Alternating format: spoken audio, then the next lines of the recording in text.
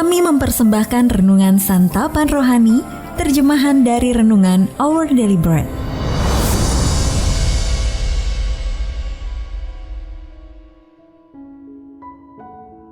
Untuk menerima notifikasi video baru kami, silakan tekan tombol subscribe dan tanda lonceng di bawah ini. Sahabat ODB, pembacaan Alkitab hari ini terambil dari Matius pasal yang ke-13 ayat yang ke-44 sampai dengan ayat yang ke-46. Matius pasal yang ke-13 ayat yang ke-44 sampai dengan ayat yang ke-46. Perumpamaan tentang harta terpendam dan mutiara yang berharga. Hal kerajaan sorga itu seumpama harta yang terpendam di ladang, yang ditemukan orang, lalu dipendamkannya lagi. Oleh sebab sukacitanya, pergilah ia menjual seluruh miliknya, lalu membeli ladang itu. Demikian pula hal kerajaan sorga itu seumpama seorang pedagang yang mencari mutiara yang indah. Setelah ditemukannya mutiara yang sangat berharga, ia pun pergi menjual seluruh miliknya, lalu membeli mutiara itu. Ayat mas renungan hari ini terambil dari Matius pasal yang ke-13 ayat yang ke-44. Hal kerajaan sorga itu seumpama harta yang terpendam di ladang. Renungan hari ini berjudul Buah yang Bertahan Selamanya, ditulis oleh Karen Huang.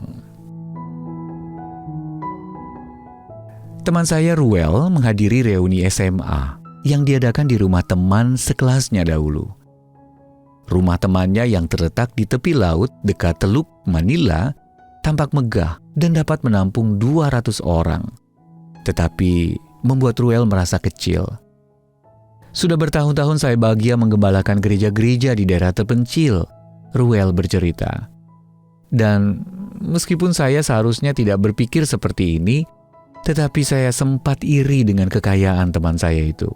Saya membayangkan betapa berbedanya hidup seandainya saya menggunakan gelar saya untuk menjadi pengusaha saja.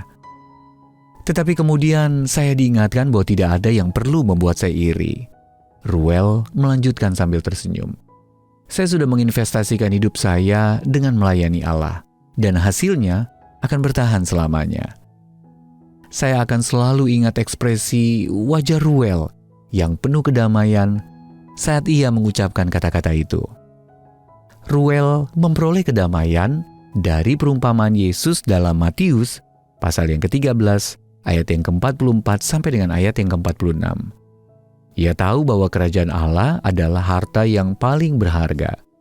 Mencari kerajaan itu dan hidup baginya dapat mengambil bentuk yang berbeda-beda. Bagi sebagian orang, itu berupa pelayanan purna waktu. Sementara bagi orang lain, mungkin berupa kesaksian hidup di tengah tempat kerja yang sekuler. Tapi bagaimanapun cara yang dipilih Allah untuk memakai hidup kita, kita dapat terus mempercayai dan menaati pimpinannya. Karena seperti orang dalam perumpamaan Yesus, kita mengetahui nilai mulia dari harta yang tidak dapat binasa yang telah diberikan kepada kita. Segala sesuatu di dalam dunia ini memiliki nilai yang jauh lebih rendah dibandingkan dengan semua yang kita peroleh dengan mengikut Allah. 1 Petrus pasal yang pertama, ayat yang ke-4 sampai dengan ayat yang ke-5. Hidup kita yang telah diserahkan ke dalam tangannya sanggup menghasilkan buah yang kekal. Sahabat ODB, apa yang harus Anda tanggalkan demi mengikut Allah? Lalu bagaimana Matius pasal yang ke-13 ayat yang ke-44 sampai 46 telah menguatkan Anda?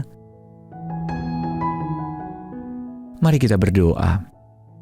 Bapa, jadikan setiap hari dalam hidupku sebagai perayaan karena aku telah menemukan harta yang sangat berharga di dalam-Mu. Amin.